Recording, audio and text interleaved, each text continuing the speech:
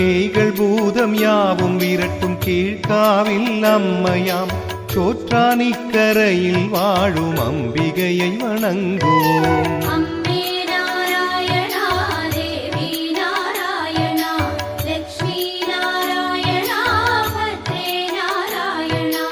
அகில உலகை காத்திடும் நீ நோய்களுக்கு மருந்து நீ சோற்றானிக்கரையில் வாழும் அம்பிகையை வணங்குவோம். அம்மே நாராயணா தேவி நாராயணா லக்ஷ்மி நாராயணா பத்ரே நாராயணா.